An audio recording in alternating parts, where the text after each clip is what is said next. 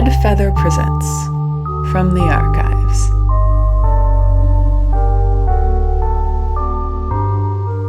Chapter 15, Immersive Storytelling.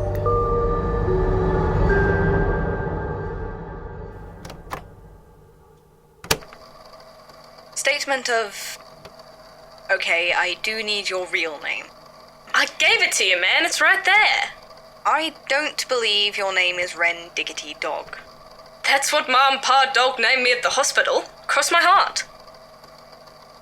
Look, do you want my spooky scary story or not? Fine. Yes, I do. Go ahead. Statement of... Ren Diggity Dog regarding discoveries made in the course of a virtual treasure hunt. Recorded direct from subject today, June 17th, 2022. Statement begins. Heck yeah, dude. So, I've got a podcast, The Octagon. It's been going for about 2 years now. It started off as just a little thing I was doing for fun, lots of riffing off listener questions or sharing stories from my life, because I've always got something interesting going on. Sometimes I would have one of my friends come with me and do an episode on some event, like a concert, or exploring some historical spot in the city and doing spooky narration and all sorts of stuff. I was mostly just doing it for kicks in my free time, but people seemed to like it enough that I built up a bit of a following in the first year or so of the show. I wanted to make it a little more of a professional enterprise, so I asked a couple people to start helping me out on a regular basis. There was my brother, who composed a rockin' little theme tune for the show, and my friend Doc, who started helping me out with the whole writing, editing side of things. Doc's a genius, man. He's a wizard with computer stuff, and listen, I'm no slouch myself, but Doc makes me look like a monkey banging rocks together or something. He's crazy. Love him to death. But anyways, so what happened was I was talking to Doc about how I was kind of wanting to step it up with my storytelling on the podcast. Like, don't get me wrong, I was still having tons of fun, but I was just worried my usual bit would get stale eventually, for me and for the listeners, and nobody wants that. So, me and Doc hatched a plan. He and I were going to set up like this mystery story, right? With clues, like a scavenger hunt or an ARG, if you know what that is. And then I would follow the trail on the show over the course of the next few months or so and unravel it live for the audience. We were really excited about it. I've always been a sort of theatrical guy, and Doc's the same way, so we got really into it. The first clue that sort of kicked off the mystery would be this notebook with nonsense text inside it that would eventually be revealed to be encoded.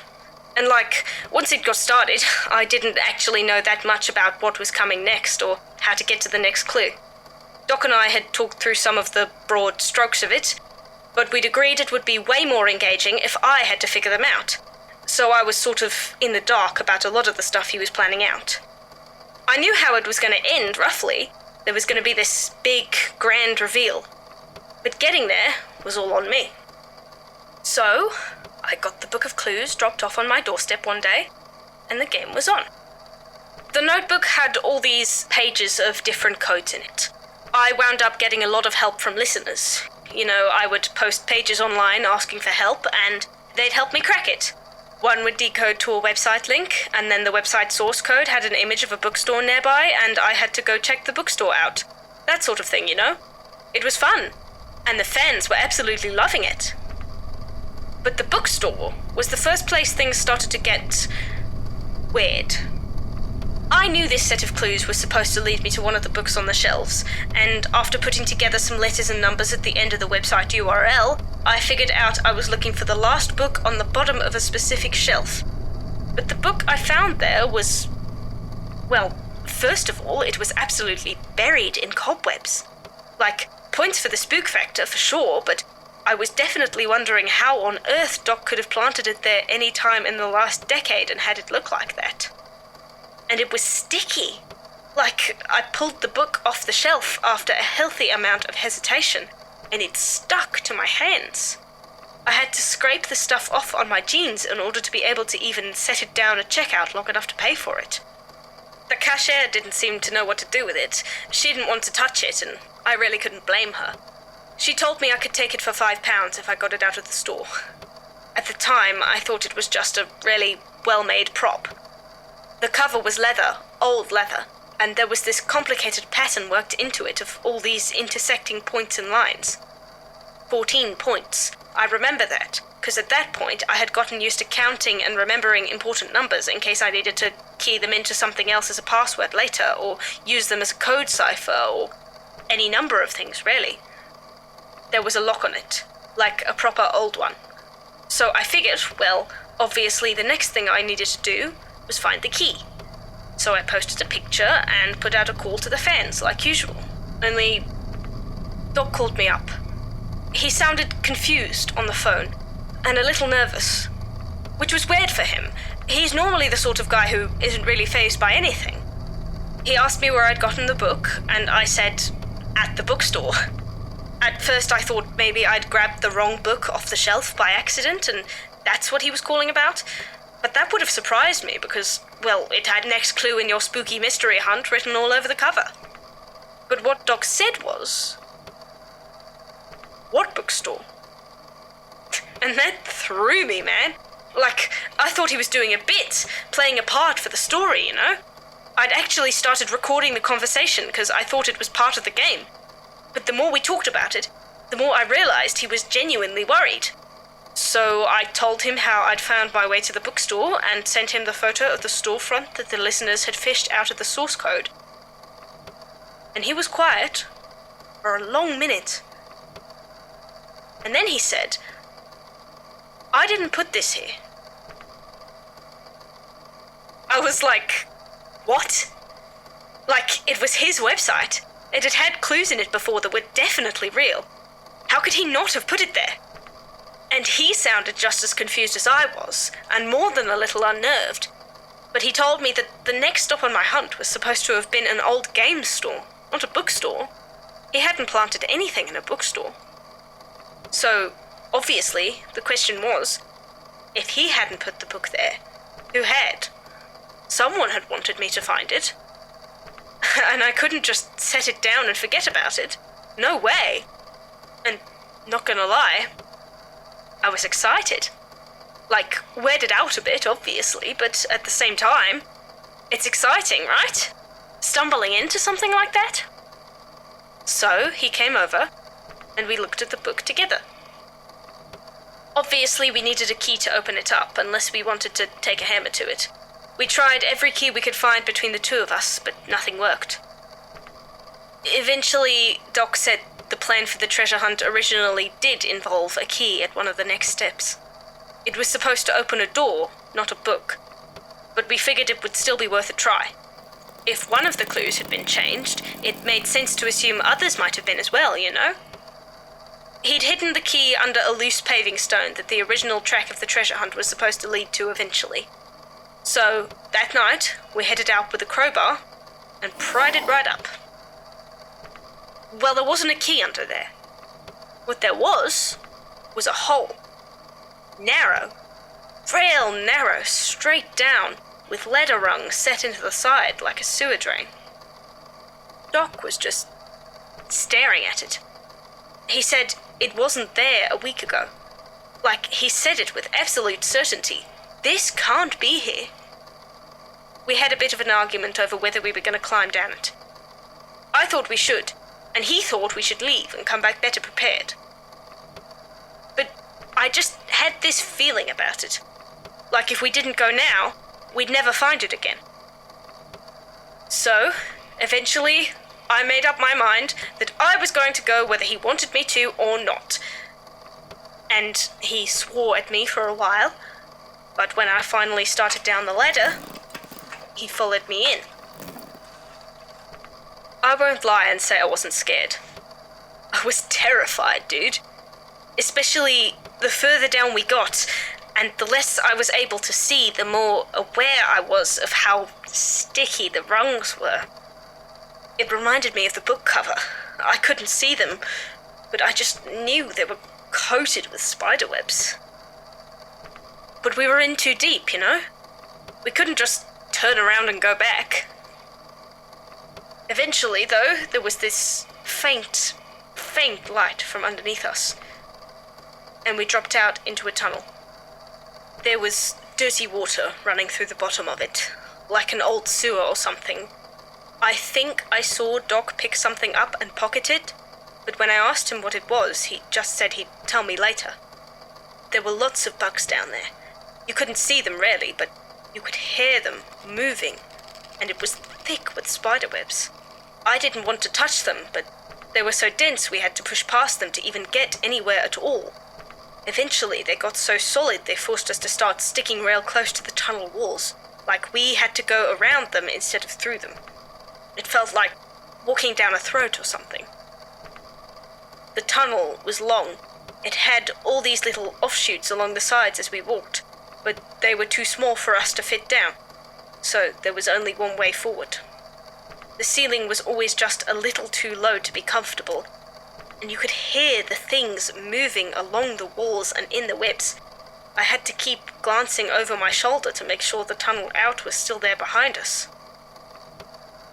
And eventually, we hit the end of the tunnel. It opened up into this massive cavern. We were standing on just a little ledge, and it just dropped away completely under our feet. There was no way to see how deep it went. And the thing was, the tunnel stopped, but the wall of spiderweb we'd been walking alongside didn't. The cavern was the center of a web. It was so big it took me a minute of staring to even start to wrap my brain around it. The walls had all these holes in them, must have been hundreds of smaller ones and a dozen or so big ones. 14, if I had to guess. And every tunnel had these impossible cables of tangled up spider silk stretching out into the cavern and crossing together in the center of it. And it wasn't quiet either, it was loud. You could hear all the bugs moving along the webs constantly. The cables were shaking and buzzing from it. I tell you, man, I've never been particularly scared of spiders, but ever since that night, ugh, can't stand them. I don't know how long we stood there, just staring, but there was another noise, eventually, from the depths of the pit. This horrible, rough sort of scraping, like, I don't know, like a hairbrush on concrete. And it took me a minute to realize, but, well, if the web was that big, I booked it. Whatever I'd felt that had made me climb down that ladder, it was long gone. I just needed to get us out of there. I grabbed Doc by the wrist and started running. He seemed sort of frozen at first, but after I dragged him a few feet, he got his head back into the game and started moving too. I don't think anything chased us, because we made it back to the ladder safely. Honestly, I think we were too small for it to care about. And thank goodness for it. We went back to my place to debrief and just talk it out, since it was closer. Doc was rattled, and I mean, I can't blame the guy. After that, I was too. But he kept checking out the windows to see if anything had followed us, and muttering under his breath. Eventually, once we'd both calmed down a bit, we decided we'd drop the whole scavenger hunt entirely. Move on with other things. I didn't want to get any deeper into whatever that was we'd stumbled on. Doc agreed, but he still seemed pretty distant, lost in his head. I worried, I don't know. He's always been the sort of guy to get all caught up on something until he can puzzle it out, and it's taken him to some great places, but this time, I don't know, man. I worry. He left to go home eventually. I told him to call me up if he needed anything, or if anything else spooky happened, and he promised he would. It was only after he left that I realized the book was missing. I don't know if he took it, or if something else happened to it. Maybe it dissolved into freaking spider silk for all I know. But he's been hard to reach ever since, and I have a bad feeling about it. I'm doing my best here, but, well, if you guys have heard about anything that might explain any of it, it might go a long way towards pulling my best friend out of his own head again.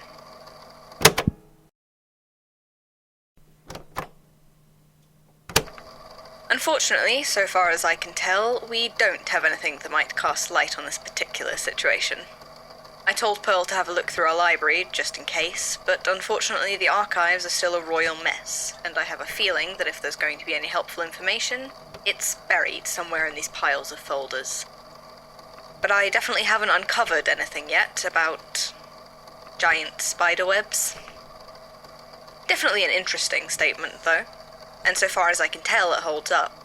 Ren's podcast is still up online, and the treasure hunt episodes, as he detailed them, are definitely real, right up to the abrupt cancellation. I guess it's possible somebody would put in that much effort for an online hoax. It certainly happened before, but I don't know. I believe it. And I feel like if it were fake, surely they'd include the final section in the tunnels as part of the show. As is, the narrative in the podcast ends abruptly after Ren buys the book, which, judging by the comments, led to a fair amount of fan backlash. I wanted to follow up with Doc personally, but Ren wasn't able to give me a last name for him, only a last initial, which sort of put a wrench in things. The only thing I can verify is that he's credited as an editor and writer on most episodes of The Octagon.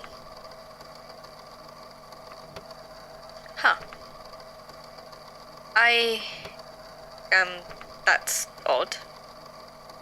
I haven't eaten all day. I was going to get lunch with Mumbo after this interview, but all of a sudden I feel full. Like I've just eaten a proper meal. Ugh, Mumbo's going to look at me so strange when I don't order anything.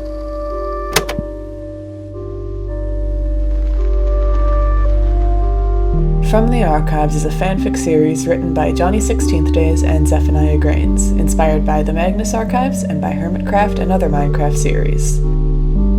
This chapter was performed by Ilex Diapason as Ren and Tizzy as Grian. Editing for this episode was done by CJ and CrinkleFish. Music was composed by Noctude. Thanks for listening.